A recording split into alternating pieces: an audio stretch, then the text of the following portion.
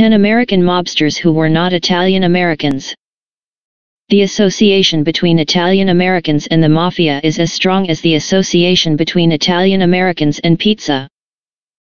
Thanks to a long history of films, books, and TV shows focused on mob families like the Corleones and the Sopranos, as well as a host of real stories covered in films like The Untouchables, Goodfellas and, of course, the ultimate classic gangster flick Gotti starring John Travolta. When we think about American organized crime, we think Italian. But that simply is not the whole story. Here's a list of hitmen, buttonmen, and bagmen who are most certainly not Italian. 10. Chandra Burns. Organized crime is a dangerous game. If the authorities catch you, your habits will blow up in your face. If your enemies catch you, your face will get blown off. Very few mobsters live a long, stress-free life and die of old age. Chandra Burns managed to survive the golden age of gangster history, the 20s and 30s, and succeeded in the equally violent 50s and 60s. He was slain during the wild 1970s, blown up along with his fancy Lincoln Continental by a bomb planted, purportedly, by the Hells Angels, contacted by his former enforcer Danny Green. Burns was born in Czechoslovakia in 1907. 1 month after his birth, Burns' family emigrated to New York City. Unable to make a decent living, Burns' family moved to Cleveland, Ohio, where his mother set up an illegal alcohol still in their apartment during Prohibition. In 1920, the still blew up as Burns' mother was near it and killed her, leaving young Chandra to first have to live in a Jewish orphanage before eventually being taken in by his grandmother. From the 1930s until his explosive death in 1975, Chandra Burns rose through the ranks in Cleveland's underworld, becoming the town's most feared and extroverted mobster, constantly investigated, arrested and released. Gaining a reputation as a numbers king and as a mediator between feuding gangsters. After his death, Cleveland went on to suffer many more bombings in the wake of Burns' assassination, getting dubbed Bomb City, USA in the press, with 36 bombings in 1976 alone. 9. Mickey Featherstone. This was a broken man. One could make the argument that entering the Marine Corps during the turbulent Vietnam War at the age of 17 essentially sealed his fate, the impressionable young man, possible harboring underlying schizophrenia. Engaged in violent combat in the Green Hell and White Heat Hat was the conflict in Vietnam. He was discharged on medical grounds in 1967, claiming to be experiencing hallucinations. When Mickey returned to the notoriously violent, Irish-dominated Hell's Kitchen area of New York, his violent tendencies continued. That's when the Westies, a ruthless gang of Irish-American extortionists, racketeers, and contract killers, took in the violent young Featherstone and put him to work. Featherstone became a valued contract killer for the Westies, working under the direct order of gang leader Jimmy Coonan. Featherstone and Coonan were tried for the murder of a Hell's Kitchen barman in 1979 but were acquitted, not for want of evidence. One juror perjured himself at trial and a key witness just so happened to take his own life. Riot. Featherstone became disillusioned with Coonan and the Westies after they forged a closer alliance with the Gambino crime family. Featherstone wasn't too keen on non-Irish mobsters and resented the way other groups used the Westies as glorified errand boys. He turned state's witness in 1987, his testimony helping to bring down the Westies, seeing many members, including Coonan himself, sent to prison. He now lives under an assumed name somewhere in the USA. 8. Kasper Holstein. One of the most compelling characters in HBO's Prohibition-era drama Boardwalk Empire was Drive. Valentine Narcisse, a Marcus Garvey supporting pillar of his community that also indulges in some nefarious gangster behavior, portrayed by the amazing Jeffrey Wright. This awesome character was inspired by one of the most fascinating men in 20th century African American history, Kasper Holstein. Holstein lived at large. He owned many luxury cars, had 2 swanky apartments in New York's Harlem area, a house on Long Island and thousands of acres of land in the state of Virginia. The main differences between most early 20th century American businessmen and Holstein: 1. He was black. 2. He made his money via illegal gambling. His numbers racket was very popular during the 1920s amongst the residents of Harlem, and he was a pillar of African American society. He paid for young black men to attend college, gave out food parcels to the needy, and even financed dormitories in southern black universities.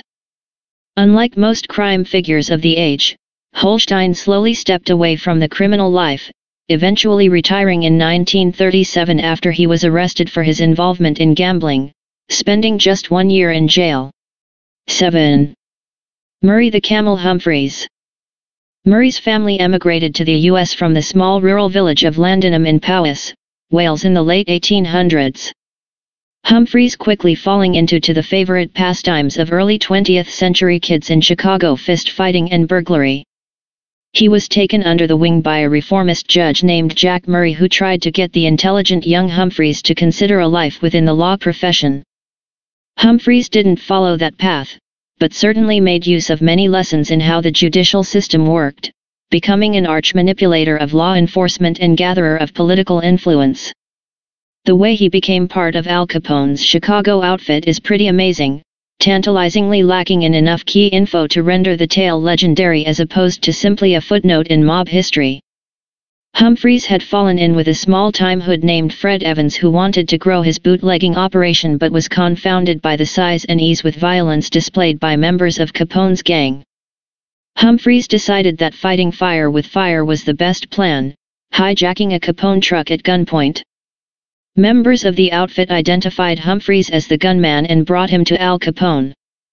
Unfortunately, we do not know the nature of their meeting, but we do know that usually any person dragged into a meeting with Capone wouldn't leave with his legs intact, and may even leave through the back door, in a carpet.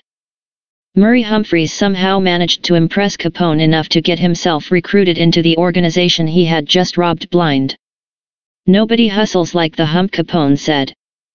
Humphreys is also rumored to be the inspiration for Tom Hagen, the Corleone family's consigliere played by Robert Duvall in the Godfather movies. 6. Kenito. A rat is a rat in any language. In Japanese, the word is nezumi, but that also means mouse in English. Well, whatever the correct Japanese terminology, Chicago-based mobster Kenito blabbed to the feds about the Chicago outfit.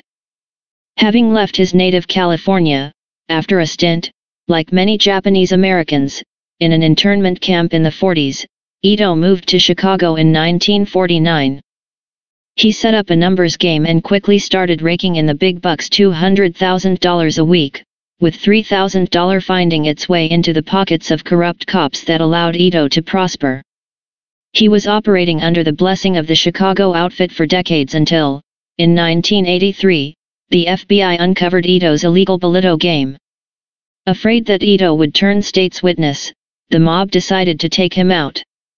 Ito survived 3 gunshots to the head due to the bullets being hand-loaded with an insufficient amount of gunpowder, a method designed to stop investigators tracking the shooters via the spent ammo, the underpowered round grazing Ito's skull as opposed to blowing off his head. Kenito recovered and proceeded to testify, allowing for the state to get 15 mobsters in prison along with a clutch of corrupt cops. Ito entered the Witness Protection Program, relocated to Georgia where he lived a long, event-free life. He passed away in 2004. 5. Chelsea Espores.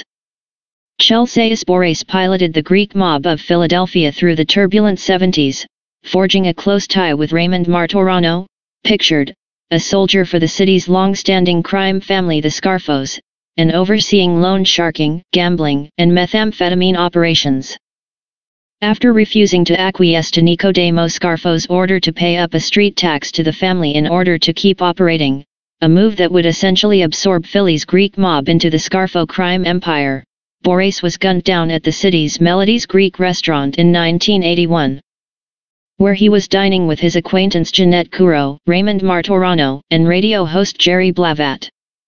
Along with Boris, Kuro was also killed whilst Martonero and Blavat escaped with minor injuries.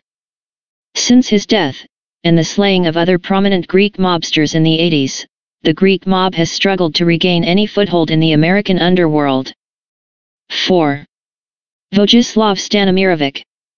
Shady doings, ambitious heists and international political skullduggery are elements covered by great journalists like Vojislav Stanimirovic.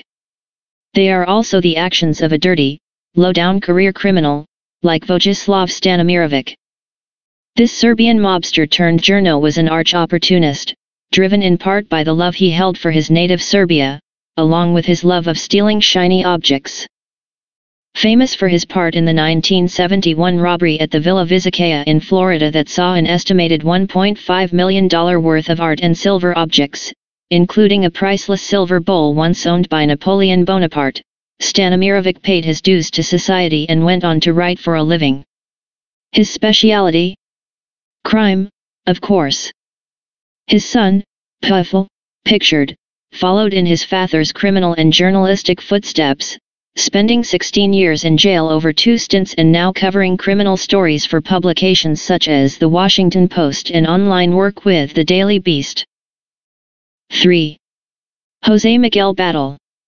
When Benicio del Toro has been cast to play a real-life figure, you know that person is bound to be a badass. When you consider that the same guy also fought for the US-backed rebels in the botched Bay of Pigs invasion, got imprisoned for 2 years by the Cubans before fleeing back to the US to forge a criminal empire. I mean, why are we only getting a movie now?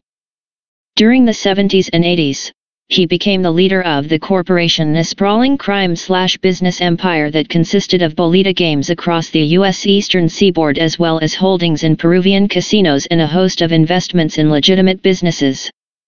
After many years on the run in Peru, Battle was indicted back in the U.S. on racketeering charges, having amassed more than $1 billion from drug trafficking, illegal gambling and loan sharking. He died whilst awaiting a prison transfer in 2007 at the age of 77. 2. Johnny Onionhead Eng. Johnny Eng, aka Onionhead or Machine Gun Johnny, was the leader of the Flying Dragons street gang in the 1980s, controlling heroin in the Chinatown area of New York. Eng's brutal reign came to an end in 1993 when he was sentenced to 24 years in jail, having to pony up $3.5 million in fines and giving up his massive Pennsylvania estate as further punishment. Part of the estate was reputedly used as a firing range by members of the Flying Dragons, honing their accuracy with machine guns. A year after his release in 2010, Eng's wife Lori was murdered by another Flying Dragon member, David Chia, who killed himself, probably in order to avoid Johnny Eng's retribution. 1. Charlie Wall. This wasp, white, Anglo-Saxon, Protestant, who became the dean of the underworld in Tampa, Florida didn't have the usual rough upbringing associated with American mobsters. Wall was from a wealthy family, his father was a respected physician and his mother was the daughter of the former mayor of Tampa. He held sway over the city's illegal gambling rackets for years, making millions and allowing him to gain political connections that solidified his position. He won a brutal turf war with mobster Ignacio Antinori who, in 1940, was gunned down whilst enjoying his morning coffee at a restaurant. Wall could not win his second mob war in 1955. Wall was killed by getting beaten to a bloody pulp with a baseball bat and having his throat slit at his home. The hit was probably ordered by his greatest rival, famous Florida gangster Santo Trafficante Sr.